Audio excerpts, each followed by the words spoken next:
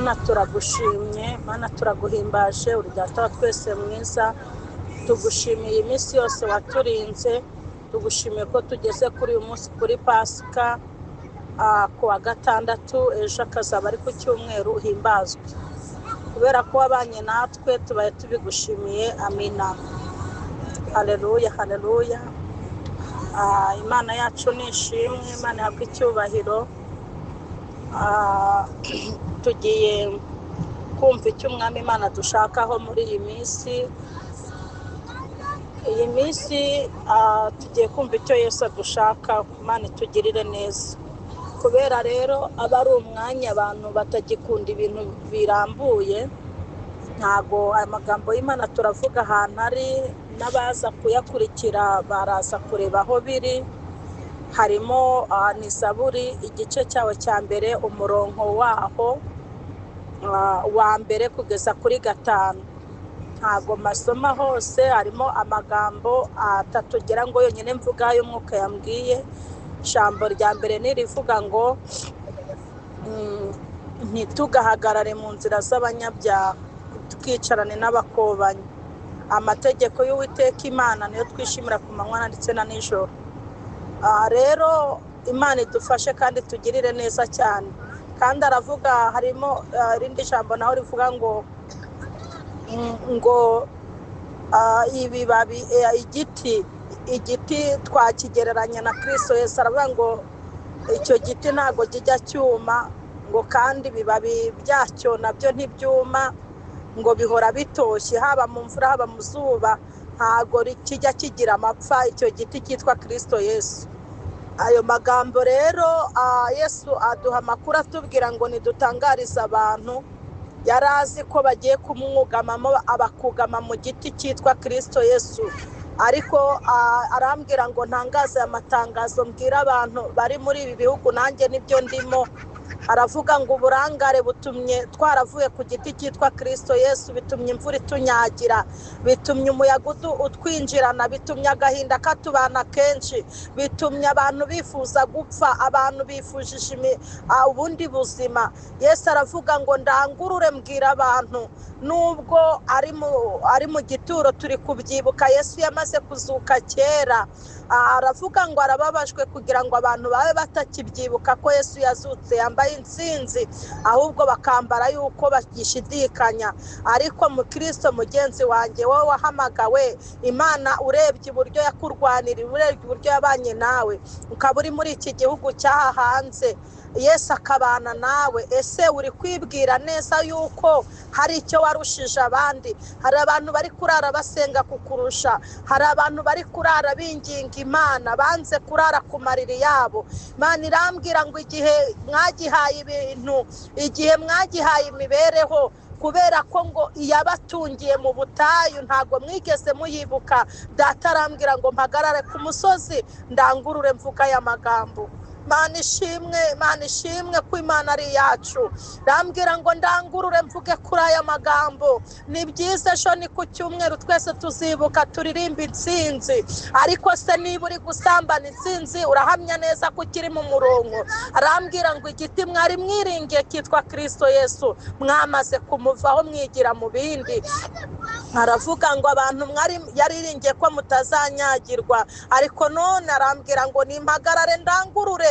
Abahanuzi banyuze mu maso yanyu arababwira, ariko ntibigeze babasha kumva. Umuntu yahanura ari mu Rwanda ngo arashonje, ubivuze yasenga ari mu mahanga ngo ni umurengwe. Ndababwiza ukuri yuko Imana Data wa twese ishobora byose yambwiye ngo ndangurure mbwire. Yemwe mwari abahanuzi we, mwarangiza mujya muri kampanye birangiriraho. Yemwe mwari ababwiriza butumwa, ijambo ry'Imana risigaye murirebera muri telefone.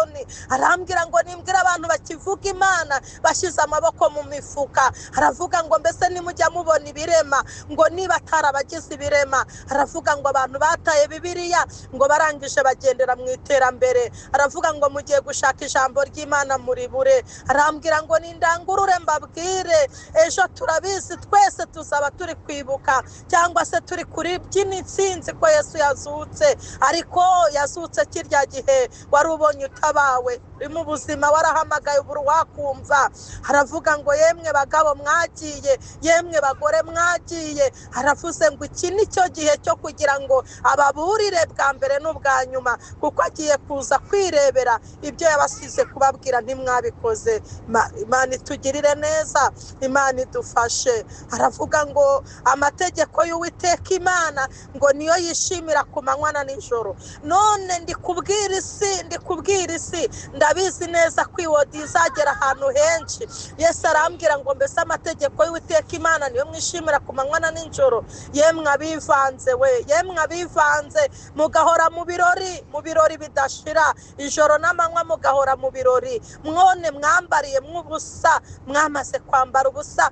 Cya giti mwari mwegamiyeho cyitwa Kristo Yesu kitajya cyumva ibiciro, kitajya cyumva uburwayi, kitajya cyumva intambara, ari we Kristo Yesu murangije mumuvamo, murangije. Niyo mpamvu urusaku rwabarenze, murasakuza ngo biracitse birakomeye, kubera ko igiti mwari mwegamiye mwakivuyemo. Yesu arambwira ngo nimugarukire aho mugeze, kubera yuko ngo uwataburiye yamusanze mu ijoro arababurira, abasanga ku manywa arababurira, abasanga mu masaha ariyo yose. Ngo iyo niyo muri kugenda mugenda mwumva iryo terambere ry'amatelefoni, abantu ntibagihagarara ku ruhimbi batinye kurambura telefoni, barangiza akaba ariyo babwirizanya ku ruhimbi rw'Imana. Imana irambwira ngo nimbabwire ngo izo nsengero ziri muri aya mahanga, Uwiteka arambwira ngo agiye kuza kubaranwa namwe. Ngo izo nsengero ziri muri Canada, ziri muri Amerika, ziri ahantu hose hari insengero. Uwiteka Imana avuga ngo uko yasuye mu Rwanda, ngo akahasura mukabibona, ngo akabinyuza ku mashusho media. Arambwira ngo nindangurure mbabwire ngo izo nsengero Imana igiye kuza kuzisura, ngo kandi zazisura nabi. Imana idufashe, Imana itugirire neza. Rero turashoje na kamesaje gatoya, turafite ibindi byinshi Yesu yatubwiye kuvugaho. Reka rero dusenga Imana. Nawe niwumva ukamanika amaboko ukareka Mwuka Wera akaba ari utegeka, urabugiriwe amahirwe kuko agiye kuza kubaranwa. Ariko cyane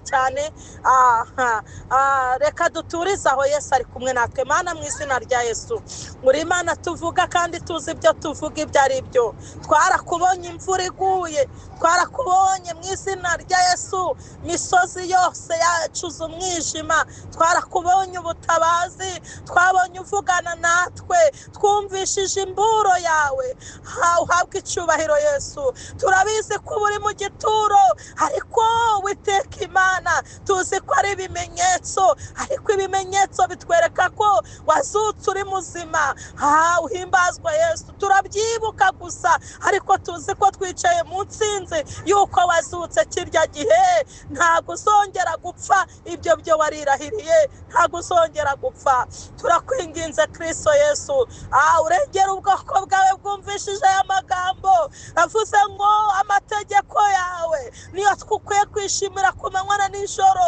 Ariko twitegereje usanga twarisha amategeko, kandi ngo amategeko yaziyeho ibigande. Uwiteka we, twari turimo dusenga, uzumva iwodiyo yararwaye akire, uzumva mu izina rya Yesu yari afite ikibazo kizakemuke. Wari ubuze kwizera, uzamuhe kwizera. Haleluya, haleluya. Uzumva aya magambo azakomezwe nayo, amenye ko ari wowe giti kizima twisunze. Urakoze kuko wumva gusenga, kandi urakoze kuko ubiremye mu izina rya Yesu Kristo. Amina, amina. Shalom, shalom.